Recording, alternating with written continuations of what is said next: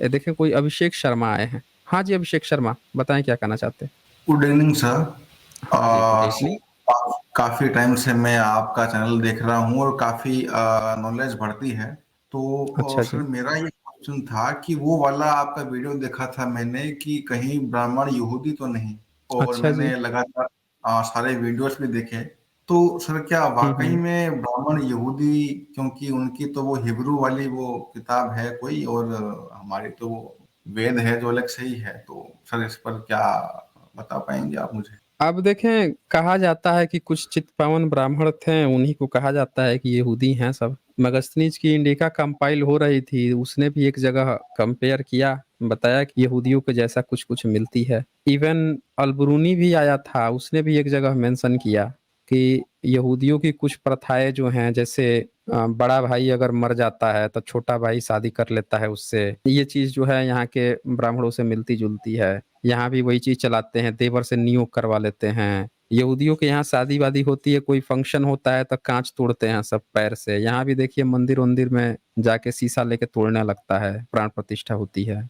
तो कई सारी चीज़ें जो हैं मिलती हैं, ये बात तो है। लेकिन एग्ज़ैक्टली सारे ब्राह्मण, मैं तो ये भी कहा है ना कि सारे ब्राह्मण भारत के अलग-अलग जगहों से उनकी चीज़ें मैच करती हैं ना, एक ही जगह से नहीं है। सारे ब्राह्मण एक ही जगह से हैं ऐसा नहीं है, और यही कारण है कि ब्राह्मणों में भी आपस में जातिवाद है। हम ऊँचा ब्राह्मण, ये नीचा ब्राह्मण, ये उस क्षेत्र का ब्राह्मण, ये ऊँचा-नीचा, हशनी, नट, पता नहीं कौन-कौन से कोंकणी कितने ब्राह्मण बना रखे इन्होंने। जी, अभिषेक। तो सर जैसे कि मेरा सरनेम शर्मा है और गोत्र मेरा भारद्वाज है, तो क्या मैं यहीं का हूँ या फिर मैं भी विदेशी ही हूँ? भारद्वाज गोत्र कब से है आपका? आपने गोत्र सिस्टम कब से लेके आए हैं? गोत्र जो है आपको मिला है भारद्वाज का, ये आपको पता है, कुछ आइडिया है आपको कि गोत्र आपने कब से बनाया है? कब से शर्मा सरनेम आपके पीढ़ी में कितने साल पहले से चल रहा है? कब से नहीं सर, आपने यही ये चीज़ बातें। एडॉप्ट की है? मुगल सल्तनत में किसी का नाम शर्मा नहीं था।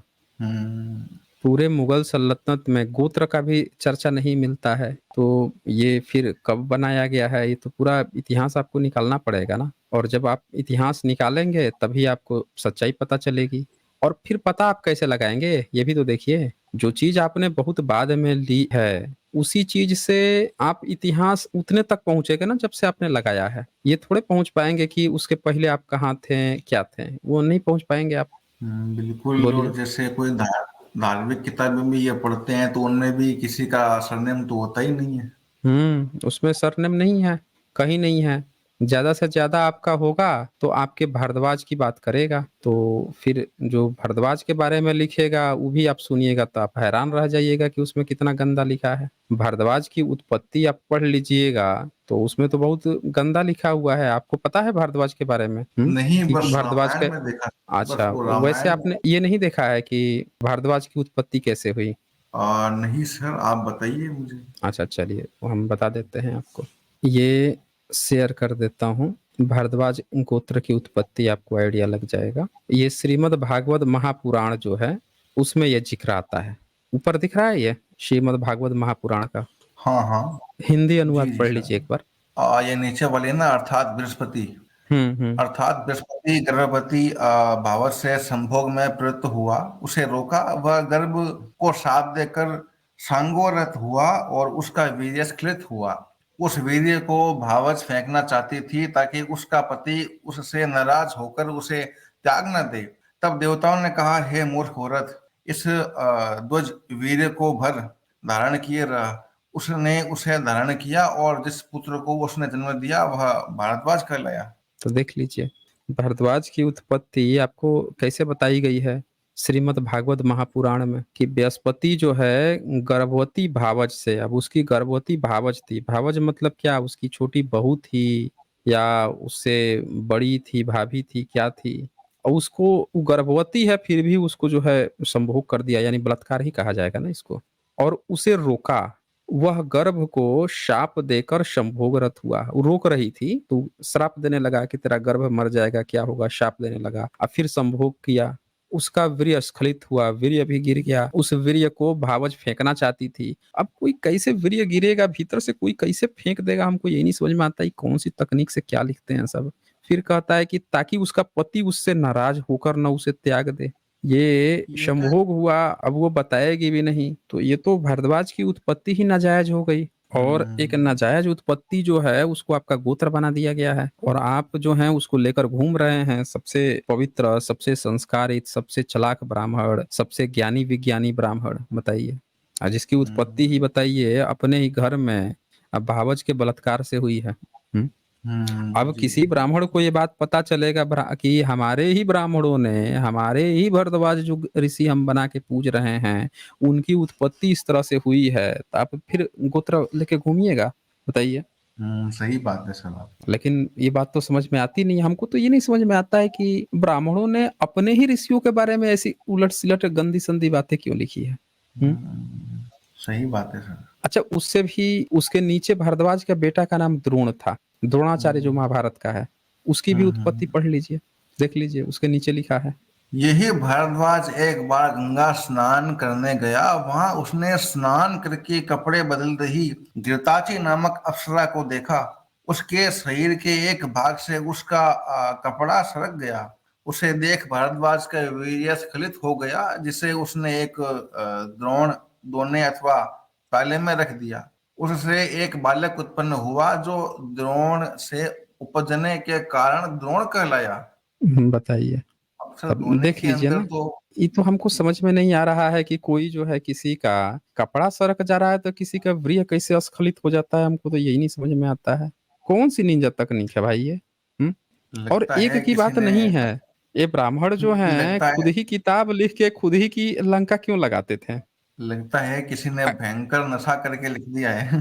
वो तो ठीक है, करके लिख दिया है, लेकिन ये तो सबसे ज्ञानी विज्ञानी है ना, बोल रहे हैं कि हम तो महाभारत 5,000 साल से पीढ़ी दर पीढ़ी ढो के लेके आ रहे हैं। इनको 5,000 साल में यही पता नहीं चल पाया कि जो गोत्र हम दे रहे हैं किसी को, गोत्र की उत्पत्ति कैसे हुई है, और अपने ही पुरखे के बारे में ऐसे कि उसको कपड़ा पल्लू हटते हुए देखा, विस्खलित हो गया, तो इसको तो आजकल बीमारी कहते हैं ना, कहते हैं कि नहीं, बीमारी कहते हैं। किसी का ऐसे ही हम्म, अगर निकल जा रहा है तो ये बीमारी हो गई ना, उसको तो चिकित्सा की जरूरत है। आज इसको चिकित्सा की जरूरत है, उसको ऋषि बना दिए। अब समझ में आया कि ये लोग हमेशा ये क्यों कहते हैं कि हमारे ग्रंथ में बड़ा विज्ञान है। विज्ञान तो पूरा ठूस ठूस के भरा हुआ है ना, विज्ञान तो पूछना ही नहीं है। विज्ञान तो तो विज्ञान ऐसा तो ऐसा विज्ञान है कि लोगों की हालत खराब हो जाएगी विज्ञान देख के। ये तो सर गजब का विज्ञान है, द्रोण वाला तो। इससे भी गजब गजब के विज्ञान है ना। तो खैर, मेरे ख्याल से इतना आपके लिए काफी है, कुछ और दिखाऊं आपको। नहीं, फिलहाल तो इतना काफी है। ये थोड़ा वेद वाला एक बार आप बता देते कि ये फिर वेद तो अलग ही लिखा हुआ है और वो हिब्रू है। नहीं, वेद इन्होंने लिखा नहीं ना। वेद जो है, इन्होंने वेद कभी लिखा नहीं। वेद तो पहली बार महिदर उवट सायण ने लिखा ना, 15वीं सदी में। हम्म, तो जब 15वीं सदी में इन्होंने लिखा तो इनको खुद ही नहीं मालूम है। जो अश्वमेध था, अभी मैंने डेरियस का इंस्क्रिप्शन खोला, उसमें अश्वमेध का मतलब था ईश्वरस्य, ईश्वर की बात। और इन्होंने अश्वमेध की जो बात लिखी, वो तो पूछना ही नहीं है इनका तो।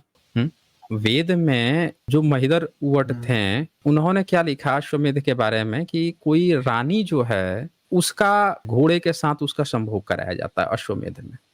ओहो। अब ये बताइए कि ईरान में अश्वमेध का तो मतलब ही अलग था, ये ऐसा क्यों लिख रहे हैं। अब वो भी मैं आपको दिखा देता हूँ ना, इन्होंने क्या लिखा है, एक नज़र आप पढ़ ही लीजिए। पढ़ लेंगे तो आपको पता चल जाएगा। ये महिदर संस्कृत में अनुवाद किए हैं, तो संस्कृत में तो यहाँ लोग नहीं समझ पाएंगे, तो मैं उसका हिंदी अनुवाद जो है वो आपको दिखाता हूँ। उसका जी हिंदी जी। अनुवाद किया दयानंद सरस्वती उर्फ मूल शंकर त्रिवेदी ने, और उसका इन्होंने लिखा है ऋग्वेदादि भाष्य भूमिका, ये किताब में लिखा।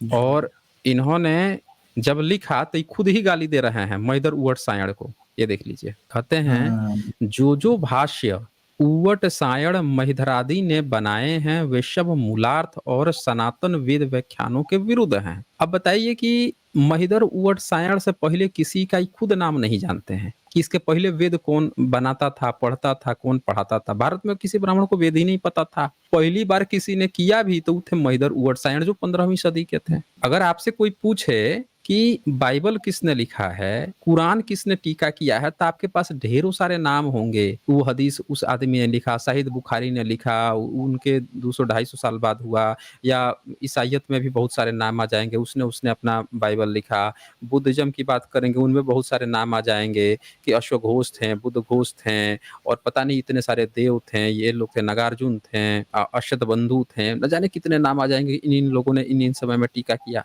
लेकिन जब आप वेद की बात करते हैं, तो अगर वेद जिस समय में होगा, तभी ना उसका नाम आएगा।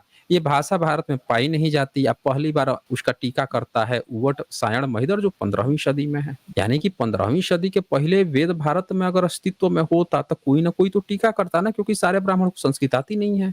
सारे हम्म। ब्राह्मण को नहीं आती। अब ये गाली दे रहा है उल्टे इनको, फिर आगे कहता है अंग्रेजी, जर्मनी, दक्षिणी बंगाली में जितने वेद व्याख्यान बने हैं सब अशुद्ध हैं। सबको गाली दे रहा है कि सब सब बेकार हैं, ए टू जेड बेकार हैं। क्यों गाली दे रहा है मैं बताता हूँ। क्योंकि इसने जो हिंदी अनुवाद किया तो भड़क गया। देखिए हिंदी अनुवाद क्या होता है वो दिखाता हूँ मैं। दिखाइए। ये देखिए, ये शादी विवाह होता है तो खूब गणानाम करते रहता है। गणामहे हवामहे। अब ये अनुवाद पढ़िए यहाँ पे, गणानम त्वा नीचे, ये दिख रहा है इस इस मंत्र में। जी जी। हाँ, इस मंत्र में महीधर ने कहा कि गणपति शब्द में जो घोड़े का ग्रहण है, सो देखो महीधर का उल्टा अर्थ की सब ऋग्विजों के सामने यजमान स्त्री घोड़े के पास सोवे और सोती हुई घोड़े से कहे कि हे अश्व, जिससे गर्भधारण होता है, ऐसा जो तेरा वीर्य है उसको मैं खींच के अपनी योनि में डालूं, तथा तू उस वीर्य को मुझ में स्थापित करने वाला है। अब बताइए। तो अब सर, घोड़ा तो किसी का वीर्य तो किसी स्त्री के उसमें डालेंगे तो फिर क्या, उससे क्या पैदा होगा वहां से? अब हम ये थोड़े बात कह रहे हैं, अनुवादकर्ता दयानंद सरस्वती हैं और महिदर खुद लिख रहे हैं। उनकी किताब है, देख लीजिए ऊपर किताब का नाम है ऋग्वेद आदि भाष्य भूमिका है, पेज नंबर 371 है, और लिख रहे हैं कि इस मंत्र में महिदर ने कहा है। और आपने पहले देख ही लिया कि महिदर उवट सायण से पहले वेद किसने क्या किया, कुछ नाम ही नहीं पता किसी को। महिदर उवट सायण का ही एक भोजपत्र मिला 15वीं सदी में, और उसी का अनुवाद ही हिंदी अनुवाद कह रहे हैं कि गणपति शब्द में घोड़े का ग्रहण है, सो देखो मैदर का उल्टा अर्थ। मैदर को गाली दे रहे हैं कि तूने वेद ऐसा कैसे लिख दिया है भाई, कि सब ऋतुजों के सामने यजमान, सब ऋतुजों यानी जितने ऋषि हैं सबके सामने ही यजमान स्त्री, यानी जो यजमान होगा उसकी बीवी। अब यजमान कौन होगा, अश्वमेध यज्ञ तो राजा कराते थे ना, यानी राजा की बीवी घोड़े के पास सोवे और सोती हुई घोड़े से कहे, हे अश्व, जिससे गर्भ धारण होता है, ऐसा जो तेरा वीर्य है उसको मैं खींच के अपनी योनि में डाल लूं, तथा तू उस वीर्य को मुझ में स्थापन करने वाला है। बताइए ये ऐसा क्यों लिख रहे हैं? अब बताइए कि 15वीं सदी में ये वेद लिख रहे थे सब, या वेद की गाली दे रहे थे? आप ही सोचिए। सही कोई भी बात है सर, व्यक्ति जो घोड़े। है, अभी अब तो आप भारद्वाज कह रहे थे, मैंने आपका भारद्वाज का दिखा दिया कि इन्होंने अपने ही भारद्वाज को कैसे उत्पत्ति बताई है, द्रोणाचार्य की उत्पत्ति कैसे बताई है। और यहाँ पे तो आप ये देख लीजिए कि अश्वमेध यज्ञ में अपने वेद में कैसी बात लिख रहे हैं ये। आप फिर कह रहे हैं कि यही हमारा धर्म ग्रंथ है, हमें यही चीज पीढ़ी दर पीढ़ी ढो के लेके आए हैं। और दिखाऊं? बिल्कुल सर। ये तो एक सैंपल था ना, और दिखा देता हूँ। नहीं तो आप कहेंगे कि एक दिखा के छोड़ दिया। खूब गाली देते हैं ना। मैं आपको सिर्फ महिदर का दिखा रहा हूँ, क्योंकि महिदर का ही अनुवाद किए हैं ये। अपना तो जो करना है किए ही किए हैं, लेकिन उसको खूब गाली दे रहे हैं कि अबे तू वेद को ऐसे काहे लिखता था, कैसे काहे बोलता था। अब ये देखिए, यार ये ये यजुर्वेद का 23वां चैप्टर का 20 नंबर मंत्र है। इसका भी अर्थ पढ़ लीजिए। हम्म, यजमान की स्त्री घोड़े के लिंग को पकड़कर आप ही अपनी योनि में डाल देवे। अब बताइए इसका क्या मतलब है, बोलिए। और महिधर का अर्थ खुद लिख रहे हैं कि महिधर ने जो अनुवाद किया है उसका यही अर्थ निकलता है। किसका? तो यजुर्वेद चैप्टर 23 का 20 नंबर मंत्र का। ये तो लिखा हुआ है ना, ये देख लीजिए पेज नंबर 375 पर है ये। ये तो तो कौन शास्त्र? ये अब यजुर्वेद का है ना, ये वो यजुर्वेद का है। इसमें हम क्या कर सकते हैं बताइए? हम्म? जी जी जी। और भी दिखा देते हैं आपको, ये देख लीजिए यजुर्वेद में। अब ये देख लीजिए चैप्टर 23 का 22 नंबर मंत्र, इसका देख लीजिए क्या अनुवाद किया इन्होंने। महीधर का अर्थ यज्ञशाला में अर्धवैयो आदि ऋग्वेद लोग कुमारी और स्त्रियों के साथ उपहास पूर्वक संवाद करते हैं, इस प्रकार से कि अंगुली से योनि को दिखला के हंसते हैं। जब स्त्री लोग जल्दी जल्दी चलती है तब उनकी योनि में हल हला शब्द, और जब भग लिंग का संभोग होता है तब भी हला हल शब्द होता है, और योनि और लिंग से वीर्य झड़ता है। ये वेद जैसी पवित्र किताब में अगर पवित्र है तो ये सब लिखने की क्या जरूरत है? कोई स्त्री लोग जल्दी जल्दी चलती हैं तो उनकी योनि में हलाल, मतलब ये सब सुनते थे क्या कान लगा के? आप ही बताइए। ये कौन सुनता है भाई? ये कितने बड़े विज्ञान जो है, इतना भयंकर विज्ञान आपने देखा है कहीं पे? ये तो सिर्फ भयंकर विज्ञान है। अब देखिए ऐसा मत कहिए, नहीं तो आप ही के लोग भड़क जाएंगे कि हमारे धर्म ग्रंथ के बारे में कैसी नामकरण कैसा कर रहा है। लिख दिए हैं भले ही, भड़केंगे वही हैं, आप ही के जाति भाई लोग भड़केंगे। तो ये बात लिख रखा है ना, इसमें हम क्या कर सकते हैं बताइए? आप पूछ रहे थे, बताइए ये पुराना होता तो ये महिधर जो है 15वीं सदी में इस तरह का काहे कर लिखता। अब ये देखिए ये क्या लिखा है यहाँ पे 23-23, अगला उसका मंत्र, इसका भी अनुवाद पढ़ लीजिए। कुमारी अर्धम का उपहास करती है कि जो यह छिद्र सहित तेरे लिंग का अग्रभाग है सो मेरे मुख के समान दिख पड़ता है। तेरे मुख के समान, बताइए लिंग का जो अग्रभाग है तेरे मुख के क्या लिख रहे हैं भाई? मुंह के समान दिखता है, मतलब क्या क्या तुलना कर रहे हैं ये, बताइए। तो गाली अब है ये पढ़िए 23-24, अगला वाला पढ़ लीजिए। ये तो पूरी गालियों की दुकान है। पढ़ ब्रह्म लीजिए, ये भी पढ़ राजसी लीजिए। में कहता है कि जब तेरी माता और पिता पलंग के ऊपर चढ़ के तेरे पिता ने मुष्टि तुल्य लिंग को तेरी माता के भग में डाला, तब तेरी उत्पत्ति हुई। उससे ब्रह्मा से कहा कि तेरी भी उत्पत्ति ऐसे ही हुई है, इसमें दोनों की उत्पत्ति तुल्य है। मतलब धर्म ग्रंथ में यही सब बात लिखी जाती है। धर्म ग्रंथ होता है लोगों को कुछ अच्छी चीज बताने समझाने के लिए। अब ये पढ़िए, ये यजुर्वेद का 23-28, ये भी पढ़ लीजिए। महेंद्र का अर्थ, पुरुष लोग स्त्री की योनि को दोनों हाथ से खींच के बढ़ा लेवे। यदस्या हु परिवक्ता अर्थात जिस स्त्री का वीर्य निकल जाता है जब छोटा व बड़ा लिंग उसकी योनि में डाला जाता है, तब योनि के ऊपर दोनों अंडकोश नाचा करते हैं, क्योंकि योनि छोटी और लिंग बड़ा होता है। इसमें महीधर दृष्टांत देता है कि जैसे गाय के खुर के बने हुए गड़े के दल में दो मच्छी नाचे, तथा जैसी खेती करने वाला मनुष्य अन्न और भूस अलग अलग करने के लिए चलते वायु में एक पात्र में भर के ऊपर को उठा के कंपाया करता है, वैसे ही योनि के ऊपर अंडकोश नाचा करते हैं। बताइए इतना विज्ञान खोज खोज के ऋषियों ने रखा हुआ है, पढ़ाते हुए किसी को शर्म आ जाएगी, पढ़ते हुए किसी को शर्म आ जाएगी। ये भी पढ़ लीजिए, लगे हाथ यजुर्वेद 23-29, ये भी पढ़ लीजिए। जब तक यज्ञशाला में ऋत्विक लोग ऐसा हंसते और अंडकोश नाचा करते हैं तथा घोड़े का लिंग महिषी की योनि में काम करता है और उन ऋत्विजों के लिंग स्त्रियों की योनि में प्रवेश करते हैं, और जब लिंग खड़ा होता है तब कमल के समान हो जाता है। जब स्त्री पुरुष का समागम होता है तब पुरुष ऊपर और स्त्री पुरुष के नीचे होने से थक जाती है। यहाँ तो सिर्फ सेक्स का ही विज्ञान है, पुष्पक विमान अब है और 1 अरब अब 96 करोड़। इसमें नहीं, इसमें आप क्या कह सकते हैं, अब हम क्या कह सकते हैं बताइए?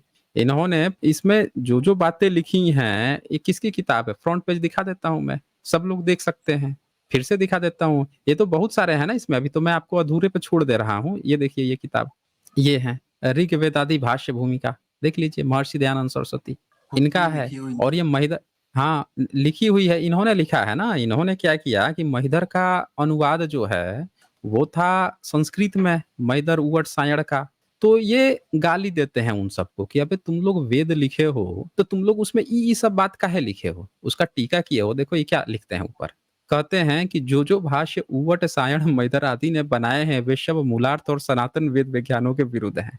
मतलब पहला जो वेद का भाष्य करता थे वो सब उवट सायण मैदर थे। ये उनको गाली देते हैं कि तुम लोग जो लिखे हो वैसा हो ही नहीं सकता, सब है अब मैं नया भाष्य करूंगा। मतलब पहले का जो वेद था वो जो पढ़े हैं ना, उसका ये मतलब निकल रहा था इनके अनुसार। तो आर्य समाज ने कहा कि भैया अब हम नहीं मानेंगे, अब हम मिलावट करके उसको थोड़ा अच्छा बनाएंगे। असली वाला जो है वो हमको सही नहीं लग रहा है, गंदा लग रहा है, तो हम उसमें थोड़ा सा मिलावट करते हैं, थोड़ा अर्थ बदलते हैं, अर्थ बदल के अब थोड़ा नया बना लेते हैं। तो अब इन्होंने अपना नया बना लिया। ये देख के भड़क गए कि नहीं नहीं हम पुराना वाला नहीं मानेंगे, अब नया बनाएंगे हम अपना। समझ रहे हैं ना? तो असल में क्या है कि जो पहली बार वेद जिनके हाथ में था, उवट सायण में, आपका जो प्रश्न था ना वेद का, वो इसका यही उत्तर है कि असल में जो वेद है, जिसका सबूत मिलता है, यही इन्हीं का मिलता है ना, सायण का, महिदर उवट सायण का। इन्हीं लोगों का जो वेद है, उसका भाष्य आपने देख लिया कितना गंदा है। तो ये बताइए कि क्या ये लोग उसको अपना धर्म ग्रंथ मानते थे, या वो ये मान के चलते थे कि ये बहुत बकवास चीज है, या मजे में लिख रहे थे, या धर्म के नाम पर कुछ भी लिखे जा रहे थे? सोचिए।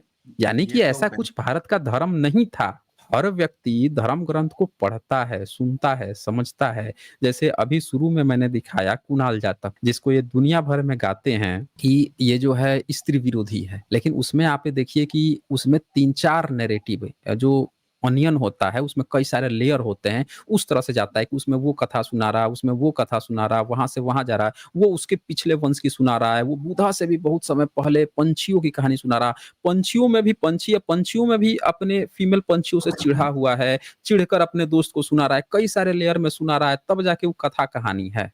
अमूल भी जातक कथा है।